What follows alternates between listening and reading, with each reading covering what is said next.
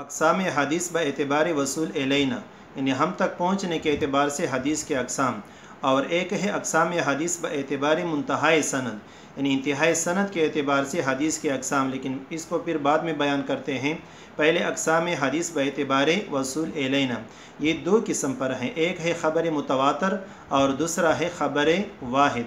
ख़बर वाहिद के फिर तीन अक़साम हैं, ख़बर मशहूर, ख़बर अज़ीज़ और ख़बर गरीब। तो पहला ख़बर मुतवातिर, इसको हम ख़बर मुतवातिर भी कह सकते हैं और हदीस मुतवातिर भी कह सकते हैं। हदीस और ख़बर के दरमियान फ़र्क कल बहस में गुज़र चुका है। तो ख़बर मुतवातिर वो ख़बर है जिसके रावी हर ज़माने में इतने कसीर हो कि इन सब का झूठ पर जमा होना महाल हो। इन एक हदीस के रावी इतने ज़्यादा हों कि आप उनकी वजह से उस बात को झूठ नहीं कह सकते। और इसकी बेहतरीन मिसाल ये है कि अगर किसी ने आपसे पूछा कि इंडिया के दारुल खिलाफ़ा का नाम क्या है, तो आप जवाब में कहेंगे कि दिल्ली है। तो अगर उसने आपसे सवाल किया कि क्या आपने दिल्ली देखा है, तो आपने देखा तो नहीं होगा, लेकिन फिर भी आप कहेंगे कि हाँ दिल्ली है, क्योंकि सारे लोग कहते हैं कि दिल्ली है, किताबों में आ चुका है कि दिल्ली है। लिहाजा ये उनकी बेहतरीन मिसाल है कि इन सब का झूठ पर जमा होना महाल हो।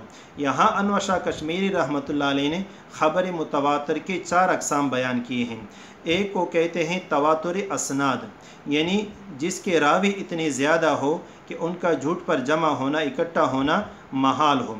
और इस तवातुर असनाद जो है उसकी हदीस का जो मिसाल है वो है क़ाल नबी सल्लल्लाहु अलैहि वसल्लम मन कज़िब अलैया मुतअम्मिदन फ़लयतबव्व मक़अदहु मिनन्नार। ये तवातुर असनाद की वजह से ये हदीस मुतवातर हैं। दूसरा है तवातुर तबका।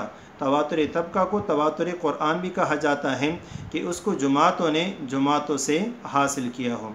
और तीसरे नंबर है तवातुर तआमुल, इसको तवातुर तवारुस भी कहा जा सकता है, जिसमें नबी करीम सल्लल्लाहु अलैहि वसल्लम के ज़माना से लेकर अब तक एक जम गफ़ीर अमल कर रहा हो, यानी इतना ज़्यादा लोग उस पर अमल कर रहे हो कि आप उनको झूठ नहीं कह सकते।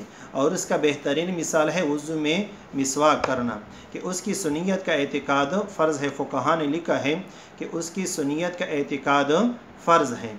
और चौथे नंबर पर है तवातुर क़द्र मुश्तरक, इसको तवातुर मानवी भी कहते हैं कि अल्फाज रुवात तो मुख्तलिफ हैं, लेकिन वो सब अल्फाज एक क़द्र मुश्तरक को शामिल हैं, जिसका बेहतरीन मिसाल है मोअज़िज़ात का तवातुर। क्योंकि मोअज़िज़ात को अगरचे अल्फाज मुख्तलिफ हैं, लेकिन बहुत ज़्यादा लोगों ने उनको रिवायत किया है। और ये तवातुर की चारगाना तकसीम जो है ये अल्लामा अनवर शाह कश्मीरी रहमतुल्लाह अलैह ने ये तहक़ीक़ की है। दूसरा जो ख़बर वाहिद था, तो ख़बर वाहिद का मैंने तीन किस्में बयान किए थे, लेकिन सबसे पहले ख़बर वाहिद की तारीफ़, ये वो ख़बर है जिसके रावी हर ज़माने में इतने कसीर न हो जिनका इज्तिमा अलल किज़ब महाल हो। जिसके रावी हर ज़माने में इतने कसीर न हो जिनका इज्तिमा अलल किज़ब महाल हो। तो इनका पहला किस्म जो है वो है मशहूर। हदीस मशहूर भी कह सकते हैं, ख़बर मशहूर भी कह सकते हैं। ख़बर मशहूर इसको कहते हैं कि जिसके रावी हर तबका में 3 या 3 से ज़ायद हो, लेकिन तवातुर की हद तक न पहुँचे। और इसका बेहतरीन मिसाल हदीस मुबारक ये है, हुज़ूर सल्लल्लाहु अलैहि वसल्लम फरमाते हैं इन्नल्लाह ला यक़बिज़ुल इल्म इंतिज़ाअन यंतज़िउहु। बुखारी शरीफ में भी आ चुका है और मुस्लिम शरीफ में भी आ चुका है, मुत्तफ़क़ुन अलैह हदीस है। दूसरे नंबर पर ख़बर अज़ीज़। ख़बर अज़ीज़ जो है वो जिसके रावी हर तबका में या किसी तबका में 2 हो। और इसका बेहतरीन मिसाल, यानी रावी हर तबका में 2 हो।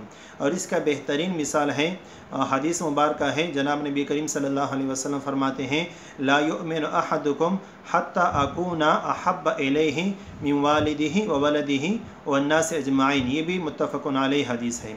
और तीसरे नंबर पर ख़बर गरीब, जिसके रावी हर तबका में या किसी तबका में 1 हो। इसकी 2 किस्में हैं, एक है ख़बर मुतलक और एक है ख़बर निस्बी। ख़बर मुतलक जिसकी असल सनद में गराबत हो, इसको फ़र्द मुतलक भी कहते हैं।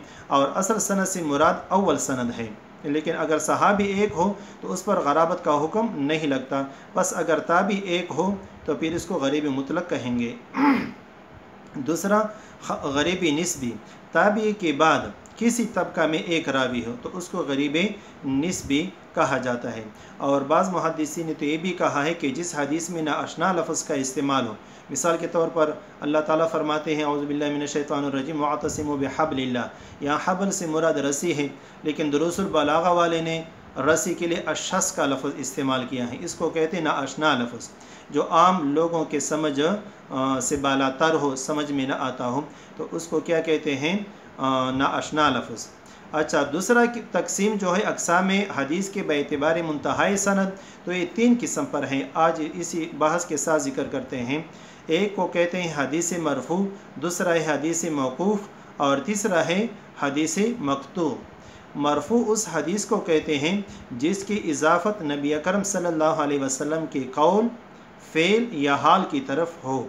حدیث موقوف کہتے ہیں کہ جس کی اضافت صحابی یا کسی صحابی رضی اللہ تعالیٰ عنہ کے قول، فعل یا حال کی طرف ہو۔ اور حدیث مقطوع کہتے ہیں جس کی اضافت کسی تابعی کے قول، فعل یا حال کی طرف ہو۔ تو آج یہ 2 اقسام اور تقسیم ہو گئی حدیث کی، ایک باعتبار وصول الینا اور ایک باعتبار منتہائی سند۔